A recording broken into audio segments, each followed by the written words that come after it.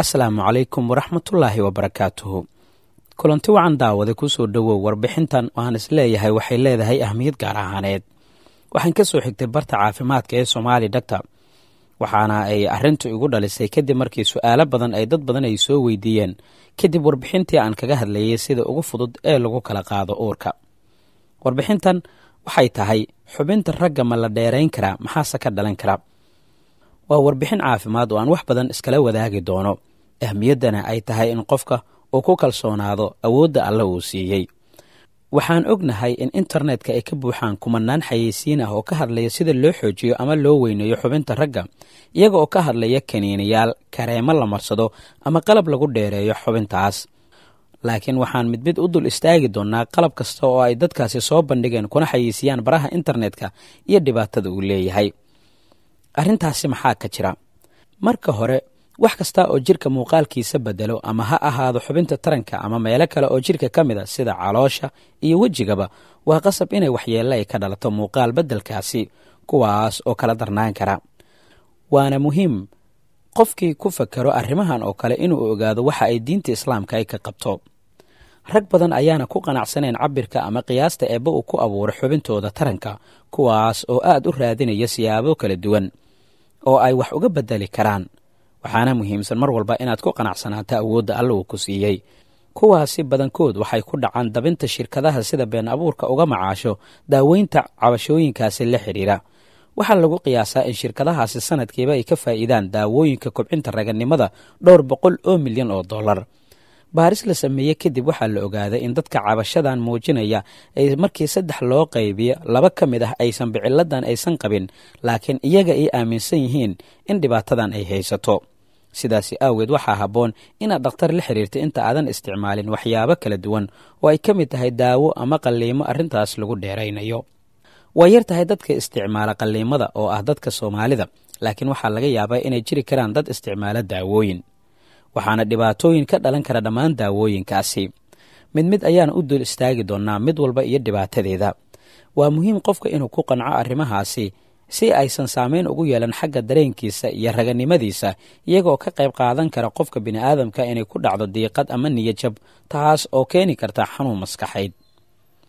waxyaabaha dabiiciga ah ee qofka ay samayn karaan waxaa ka mid a haddii aad cayilan tahay, isku day inaad miisaankaada aad dhinto, maxaa yeelay caloosha iyo dufanta ka hoosaysa ayaa dhibaato kuugu keeni kara. ku dadaal caafimaadkaada guud, samey jimicsi joogto ah si ay niyadda kuugu dhisanto oo aad ugu ekaatid qof soo jiidasho leh. aan ku hormarno markaan kaniiniyada iyo kareemada iyo dhibaatooyinka badan ee ay keenaan. kaniiniyada iyo kareemada kuwan badanaa waxaa la sheegaa in ay ku jiraan faytamiino, macdan, daawo dhireed iyo hormoonno, kuwaas oo ay shirkadaha ku andacoonayaan inay xubinta weynayso. inkastoo sheegashadaasi ay ku guulaystaan in dad badan ay ka dhaadhiciyaan aragtidooda, haddana ma jiraan wax caddayn ah oo ku dhisan cilmi baaris buuxda oo lagu ogaada in faa'iide isbeddel muuqaaleed ay keenta arrintan. waxaa la ogaaday in qaar ka mida daawooyinkaasi ayban dhib hor leh ay u keeni karaan qofka bini'aadamka, kuwaas oo markii la baaray lagu arkay maaddada sunta ah ee meerkuriga, waxyaabaha sunta lagu dilo cayayaanka, bakteeriyada loo yaqaana E. coli iyo sidoo kale waxyaabo kale.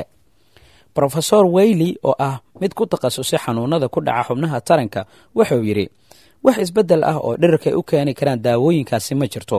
waxaa keliya qofka ay ka heli karaa in xubintaasi awal ay ka xishoon jiray ama niyajab uu ka qaadi jiray inuu u barto in ay hadda ay weyn tahay oo niyad ahaanu iska dhaadhiciyey, laakiin waxay u keeni karaan dhibaatooyin dhanka caafimaadka ah. b. qalabka lagu soo jiido xubinta taranka ee vacuumka loo yaqaan. qalabkan waa tubo la geliyo xubinta kadibna hawada laga soo jiidayo si loo cadaadiyo.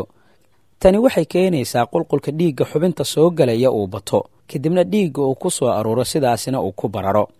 marka wuxuu u ekaanayaa inuu weynaaday, taas oo ah mid ku meel gaara, laakiin dhibta ee ka imaan kara ayaa kuwa aad u badan. shirkadaha qalabkan gada ayaa kula taliya ragga in ay maalin kasta dhowr daqiiqadood ay sidaan ay sameeyaan, laakiin ilaa iyo hadda lama hayo wax isbeddel ah oo lagu arkay muuqaalka xubnaha. taas waa ay ku yar tahay Soomaalida. qalabka lagu jiido ama lagu dheereeyo xubinta taranka waa qalab lagu xiro xubinta oo culayska uu ku wato afka hore, kaas oo xubinta hoos u jiidaya, iyadoo culayskaasina la sheegay in dhibaato kale ay horseedi karto. sidaas aageed markii la wareystay dad badan oo isticmaalay waxa ay muujiyeen niyajab iyo in aysan isbeddel haba yaraatay aysan jirin.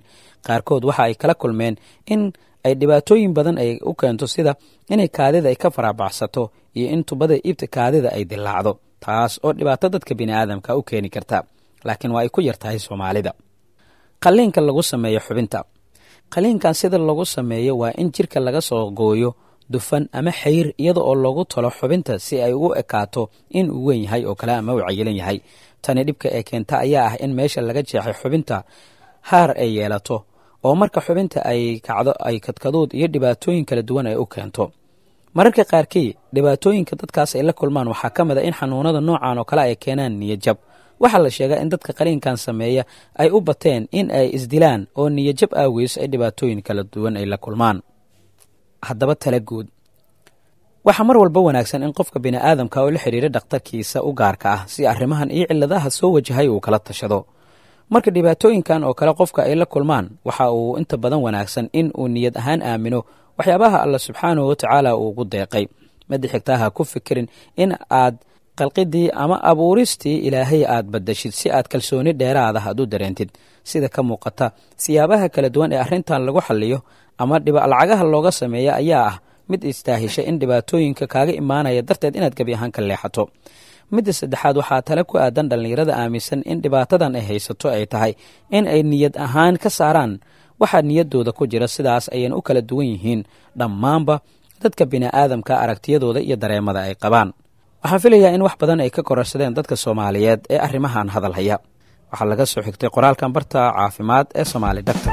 Mahadsanid.